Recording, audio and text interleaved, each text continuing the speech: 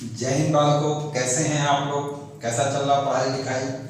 कई लोगों का तो जेईई मेंस का एग्ज़ाम भी हो गया होगा। कैसा एग्ज़ाम हुआ आप लोगों का? आप लोग जरूर कमेंट में इस बात को लिखें, क्या अचीव कर रहे हैं, क्या प्रॉब्लम है। अगर किसी प्रकार का कोई क्वेश्चन में डाउट है तो उसको भी आप डिस्कस कर लें, जिस भी माध्यम से आप हमसे जुड़े हुए हों। अब तो पूरा फोकस आप जो मेडिकल वाले स्टूडेंट हैं उनका नीट के एग्ज़ाम को लेकर के होगा। 13 तारीख को एग्ज़ाम है और इधर हम लोगों ने भी अपना रिवीजन शेड्यूल करीब करीब क्या कर लिया है, आपका पूरा कर लिया है। आज हम लोग बुरहान फैमिली के आखिरी लेक्चर पर बात करेंगे। इसके पहले की लेक्चर शुरू करें, आप लोग अपना पेन और पेपर लेकर के बैठ गए होंगे, सोशल मीडिया अकाउंट बंद कर लिया होगा और पूरी तरीके से कंसंट्रेटेड होंगे, क्योंकि आज का जो लेक्चर है लास्ट लेक्चर है, लास्ट टॉपिक। इसमें हमें केवल 2 टॉपिक डिस्कस करने हैं। एक टॉपिक डिस्कस करना है हमको थर्ड ए ग्रुप के हैलाइड्स, स्पेशली बोरॉन एल्युमिनियम के हैलाइड, और दूसरा थोड़ा सा हमको बात करना है बोरॉन की एबनॉर्मल प्रॉपर्टीज़ को लेकर के, डायगोनल रिलेशनशिप को लेकर के सिलिकॉन के साथ। इन टॉपिक पे हमको बात करना है। ठीक है जी, आप लोग तैयार हैं? मैं डॉक्टर अमित कुमार पांडे आज इस टॉपिक को फिनिश करूंगा आप लोगों के साथ मिलकर के। ठीक है, पूरी तरीके से तैयार हो गए? शुरू करें, चलिए।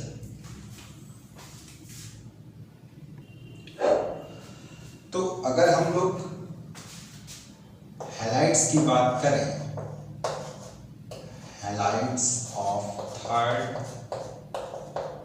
ए ग्रुप, तो इसमें मोस्टली जो हैलाइड्स बनते हैं, जो हैलोजन कंपाउंड बनते हैं, वो 3 कैटेगरी में, या आप कह सकते हैं थर्ड ए ग्रुप के ट्राई हैलाइड्स होते हैं। अगर मैं थर्ड ए ग्रुप के लिए सिंबल M मान लूँ तो ये MX3 टाइप के हैलाइड बनाएंगे। ये जो MX3 टाइप का हैलाइड होता है, अगर ये अपनी मोनोमरिक कंडीशन में है और कोवलेंट है, तो ऐसी स्थिति में ये sp2 हाइब्रिडाइज होगा, इसका शेप ट्राइगोनल प्लेनर होगा, साथ ही साथ 6 इलेक्ट्रॉन इसकी वैलेंसी सेल में होंगे।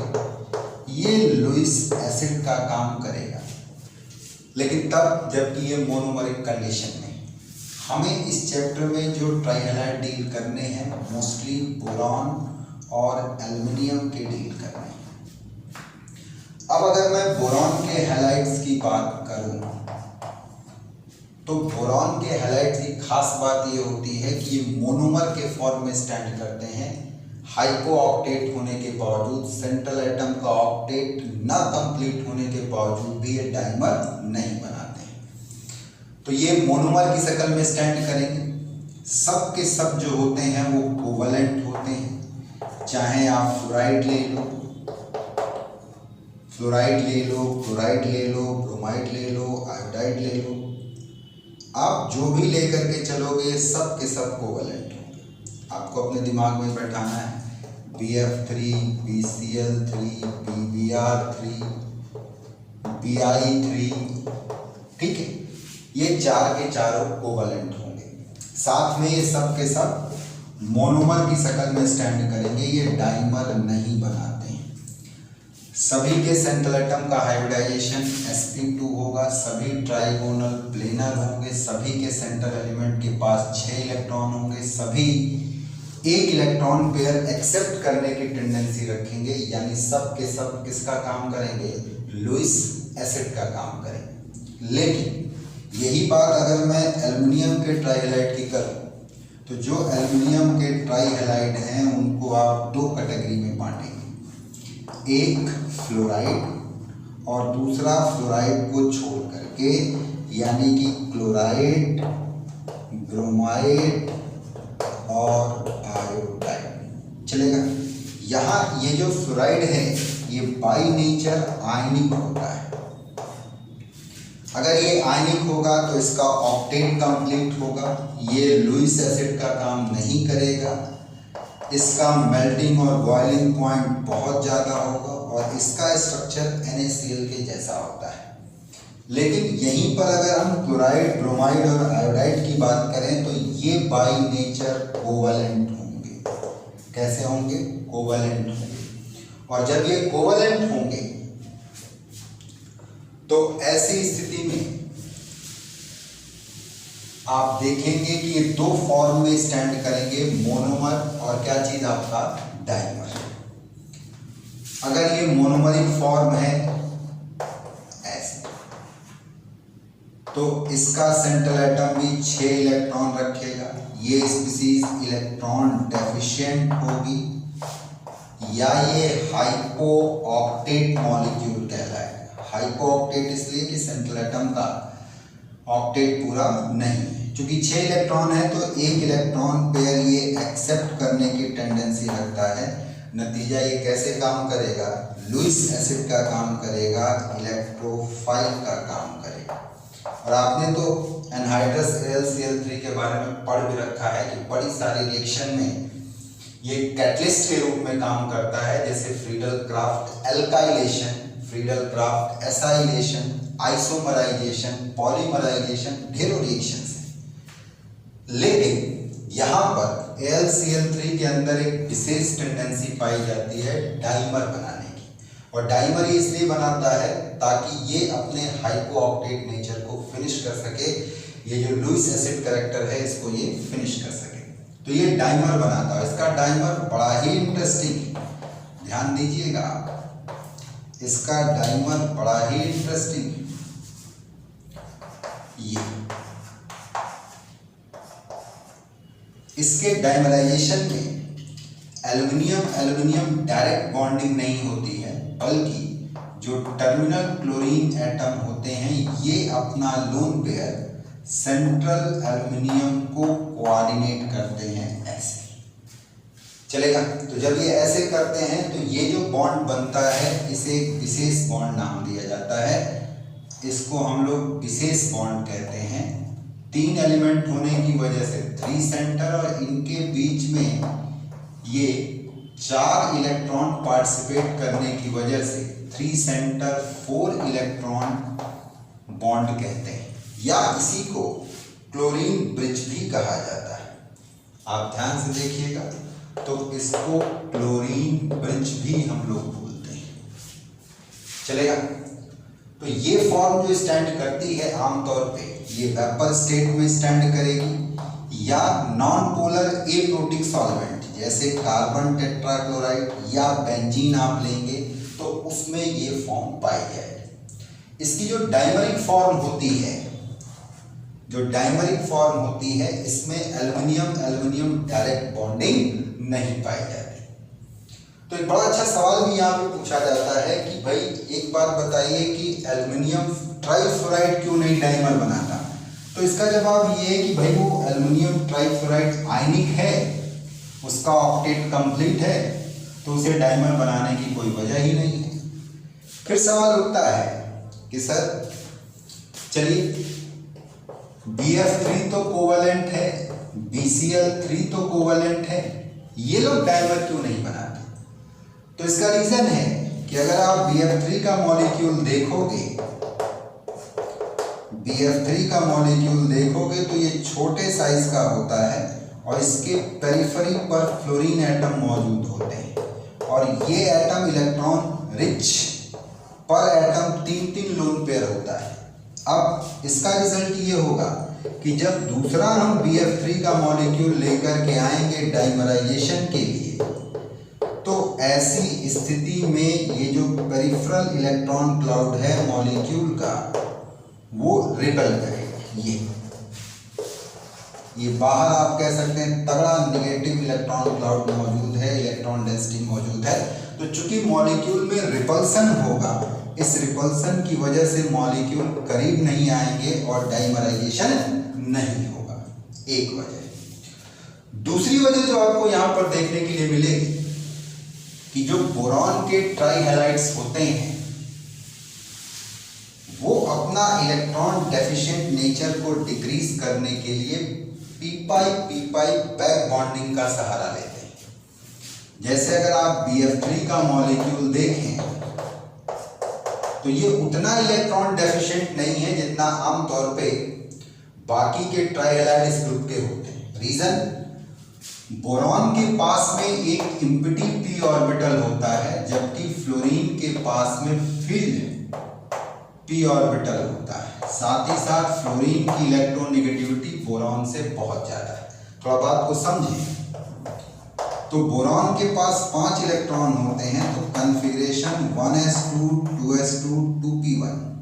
और जब ये अपनी एक्साइटेड स्टेट में आएगा, तो ग्राउंड स्टेट की व्यवस्था, फ्लोरीन जब बॉन्ड बनाने के लिए आएगा तो एनर्जी रिलीज होगी, और जब एनर्जी रिलीज होगी तो 2s का एक इलेक्ट्रॉन कूद करके 2p में चला जाएगा, और जब 2s का एक इलेक्ट्रॉन कूद करके 2p में जाएगा तो आप देख सकते हैं कि जो इसकी एक्साइटेड स्टेट है उसमें ये एक ऑर्बिटल खाली है, एम्प्टी है ये ऑर्बिटल। तो जब ये ऑर्बिटल आपका एम्प्टी है तो ये लोन पेयर एक्सेप्ट कर सकता है, और ये तीनों एटॉमिक ऑर्बिटल मिक्स होकर के हाइब्रिडाइज ऑर्बिटल बना देते हैं, और ये हाइब्रिडाइज ऑर्बिटल अपनी एक्सिस पर फ्लोरीन के एटॉमिक ऑर्बिटल के साथ ओवरलैप करके सिग्मा बॉन्ड बनाता है। ये अब यही चीज अगर हम फ्लोरीन के एटम के केस में चेक कर लें, तो फ्लोरीन के पास 9 इलेक्ट्रॉन होते हैं, और इसका कॉन्फ़िगरेशन 1s2 2s2 2p5 होता है। अगर आप देखें तो यहाँ 2s में 2 इलेक्ट्रॉन और 2p में 5 इलेक्ट्रॉन होते हैं। ये तो जो ये एक अनपेयर्ड इलेक्ट्रॉन है 2p ऑर्बिटल का, ये इसके sp2 हाइब्रिडाइज ऑर्बिटल के साथ सेम एक्सिस पर हेड ऑन हेड ओवरलैप करके सिग्मा बॉन्ड बनाता है। लेकिन फ्लोरीन एटम के पास अगर आप ध्यान से देखें तो 2p सबसेल में ही 2p ऑर्बिटल ऐसे होंगे जिनके पास एक एक लोन पेयर रखा हुआ है, जबकि एक लोन पेयर 2s ऑर्बिटल में रखा है, यानी पर फ्लोरीन एटम 3 लोन पेयर मौजूद है। तो इसका मतलब इनडायरेक्टली अगर स्ट्रक्चर देखा जाए तो यहाँ बोरॉन के पास एक एम्प्टी p ऑर्बिटल और फ्लोरीन के पास एक फिल्ड p ऑर्बिटल है। तो ये ऑर्बिटल कोलेटरली ओवरलैप करेंगे और ओवरलैप करके बॉन्ड बनाएंगे। इसी बॉन्ड को हम लोग नाम देते हैं p पाई बैक बॉन्डिंग।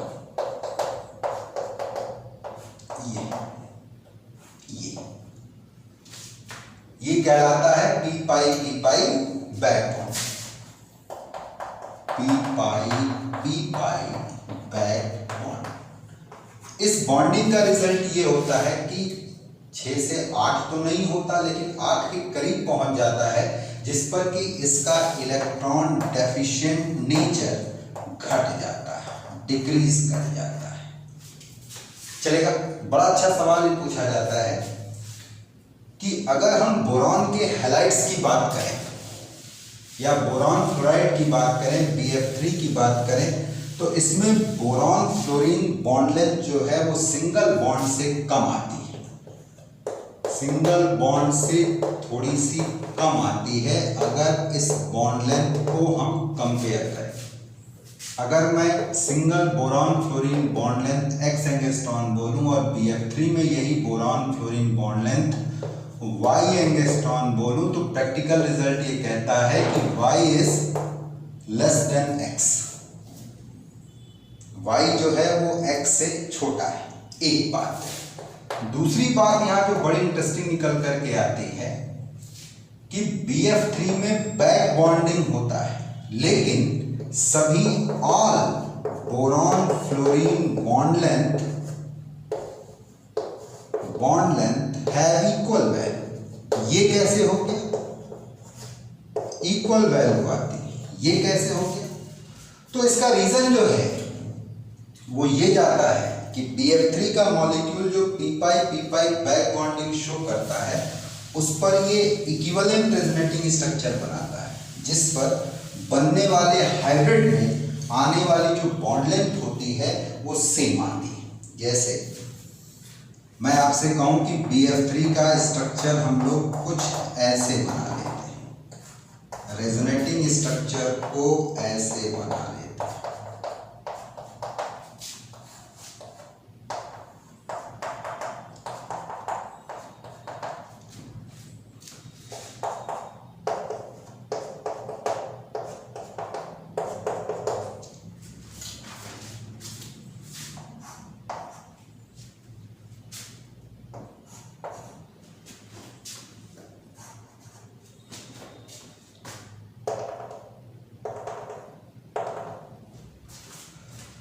तो ये आप जो देख रहे हैं ये रेजोनेटिंग स्ट्रक्चर है, कैनोनिकल स्ट्रक्चर है, और एक्चुअल मॉलिक्यूल जो है BF3 का वो ये है।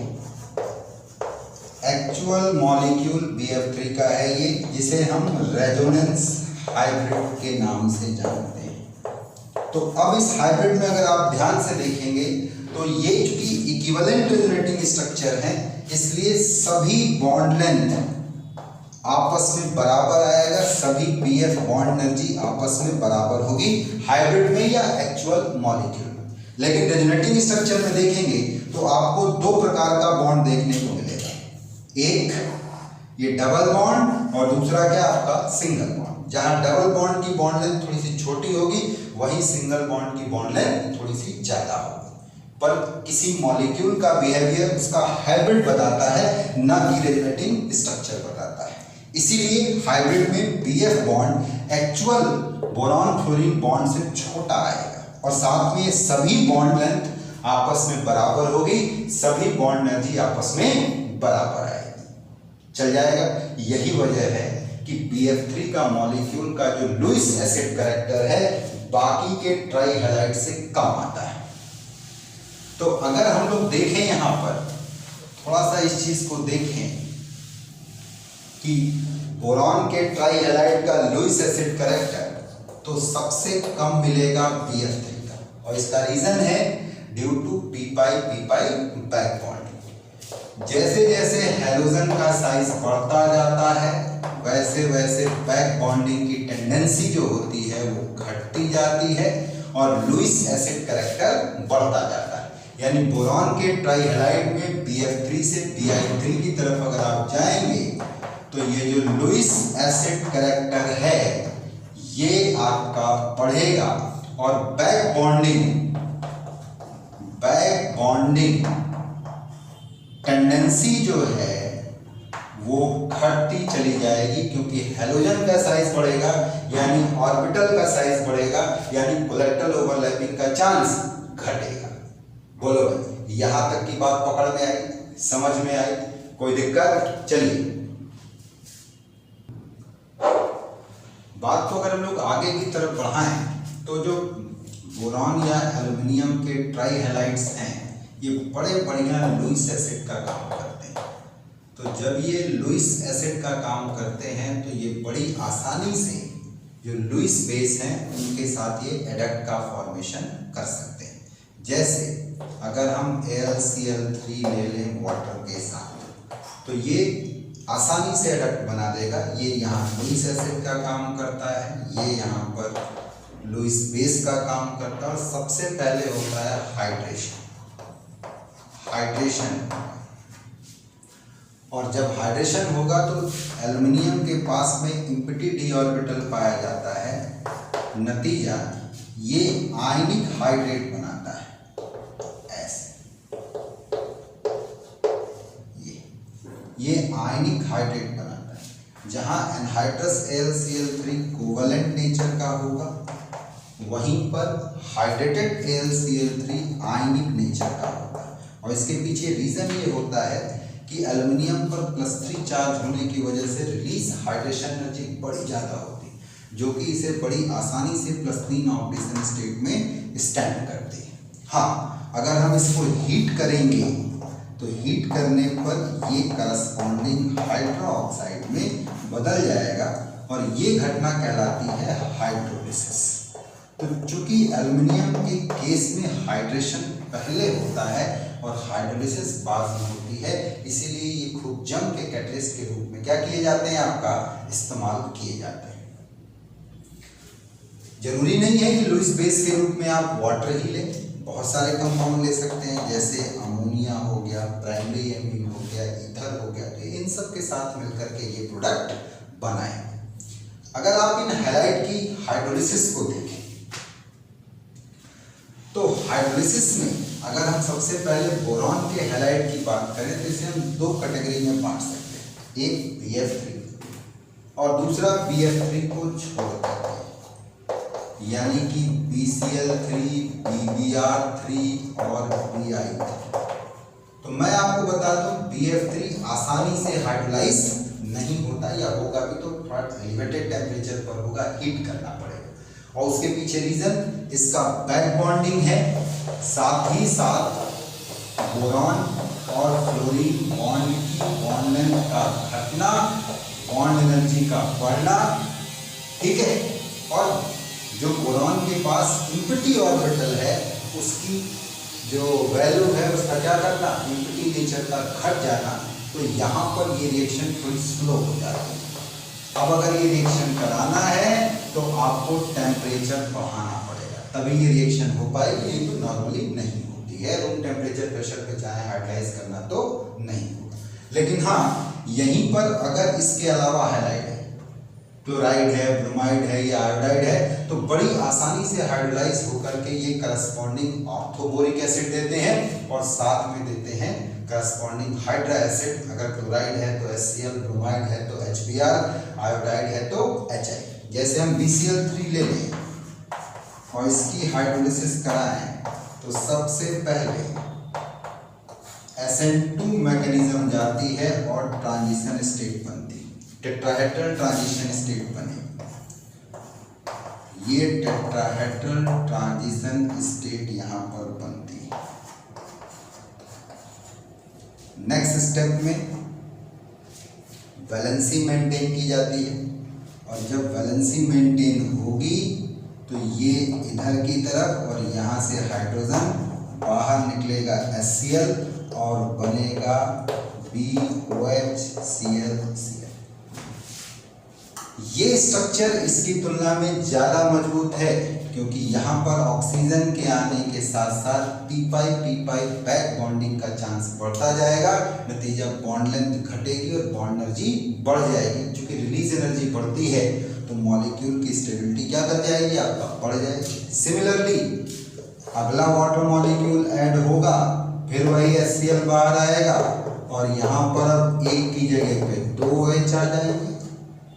सिमिलरली फिर अगला वाटर मॉलिक्यूल ऐड होगा तो फिर ये Cl यहाँ से हटेगा और 3 OH आ जाएंगे, तो फाइनली आपका बन जाएगा ऑर्थोबोरिक एसिड और साथ में 3 मोल क्या आपका HCl।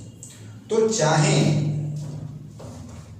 ये ट्रांजिशन स्टेट है, तो चाहे आप BCl3 ले लें, BBr3 ले लें, Bi3 ले लें, इनकी हाइड्रोलिसिस बड़ी आसानी से होती जाती है। और चूंकि बैक डोनेशन का चांस इसमें घटता है तो बॉन्ड जितना कमजोर होगा रिएक्शन उतनी फास्ट होगी। तो अगर हम रेट ऑफ हाइड्रोलिसिस की बात कर लें, रेट ऑफ हाइड्रोलिसिस की बात कर लें तो सबसे इजीली हाइड्रोलाइज Bi3 होगा, फिर BBr3 होगा, फिर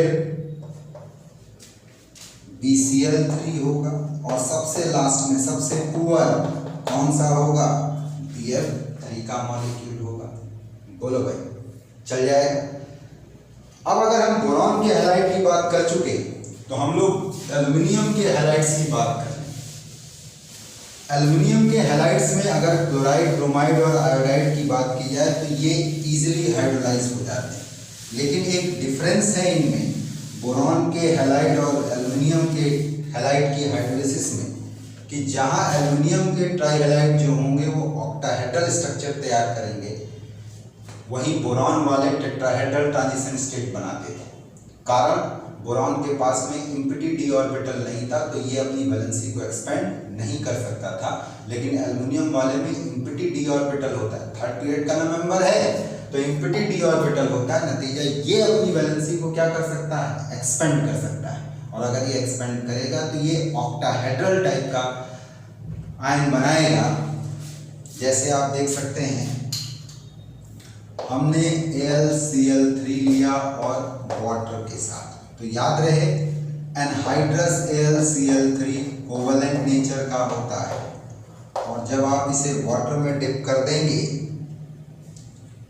वाटर में डिप इसको करेंगे तो ये हाइड्रेटेड आयन बनाएगा, हाइड्रेशन होता है ये। और ये जो है यहाँ एल्युमिनियम का हाइब्रिडाइजेशन sp3d2 और इस पूरे कॉम्प्लेक्स कैटायन का जो शेप होगा ऑक्टाहेड्रल शेप होगा। जबकि यहीं पर अगर हम बोरॉन का क्लोराइड लेके चले होते, बोरॉन का क्लोराइड लेकर के चले होते तो ये टेट्राहेड्रल बनाता, फाइनली ये टेट्राहेड्रल बनाता ऐसे, जिसमें इसका हाइब्रिडाइजेशन sp3 और सेम टेट्राहेड्रल। और इसके पीछे रीजन है कि बोरॉन सेकंड पीरियड का है, इसके पास कोई डी ऑर्बिटल नहीं, जबकि एल्युमिनियम थर्ड पीरियड का है और इसके पास में डी एटॉमिक ऑर्बिटल है। नतीजा ये ऑक्टाहेड्रल बनाएगा, जबकि ये क्या बनाएगा आपका टेट्राहेड्रल। ये हाइड्रेशन कहलाता है, ये हाइड्रेशन कहलाएगा। और अब अगर इसको आप हीट कर देंगे थोड़ा सा तो ये एल्युमिनियम हाइड्रोक्साइड में बदल जाएगा और ये घटना कहलाती है हाइड्रोलिसिस। तो चूंकि बोरॉन का ट्राइफ्लोराइड और एल्युमिनियम के क्लोराइड की हाइड्रोलिसिस इजीली नहीं होती, इसलिए ये कैसे काम करते हैं, एक्ट एज क्या आपका कैटलिस्ट इन डिफरेंट रिएक्शन तो आपको ध्यान ही होगा, Friedel Crafts alkylation, Friedel Crafts acylation, polymerisation, isomerisation etcetera. बोलो भाई चलेगा। तो अगर आप इतना जान रहे हैं तो हैलाइड्स के बारे में सफिशिएंट है। अब आपको क्वेश्चंस लगाने की जरूरत है, जो भी थर्ड ग्रुप या बोरॉन फैमिली के क्वेश्चन। अब एक छोटा सा टॉपिक अपने पास डिस्कस करने के लिए है, वो है डायगोनल रिलेशनशिप, किसका, आपका बोरॉन का। अब अगर हम लोग एबनॉर्मल प्रॉपर्टीज की बात करें बोरॉन की, एबनॉर्मल प्रॉपर्टीज ऑफ बोरॉन की, तो सबसे पहली बात तो आप ये ध्यान दीजिए कि बोरॉन जो खास तौर से क्रिस्टलाइन स्ट्रक्चर है वो बड़ा ही कॉम्पैक्ट होता है।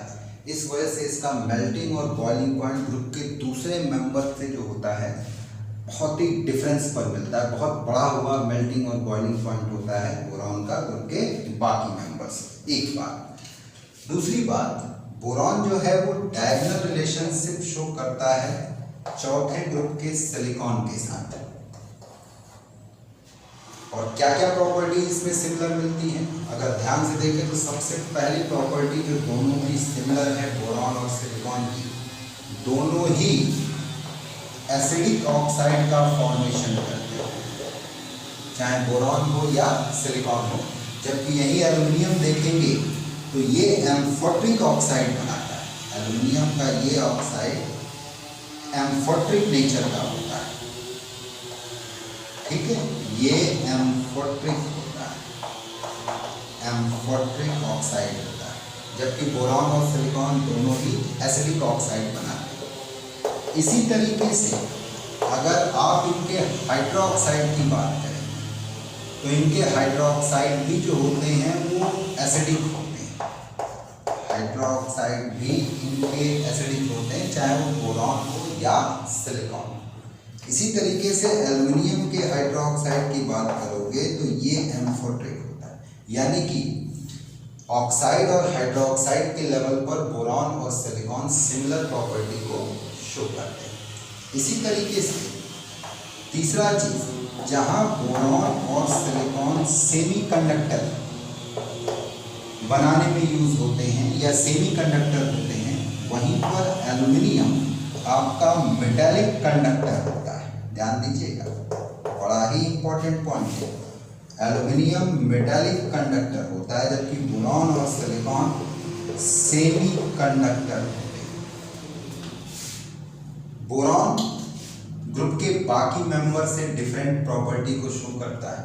पहला रीजन, इसका साइज छोटा है, कॉम्पैक्ट क्रिस्टलाइन स्ट्रक्चर रखता है, इसके पास इम्पिटी डी ऑर्बिटल नहीं है, यानी ये अपनी वैलेंसी 4 से ज़्यादा नहीं कर सकता है।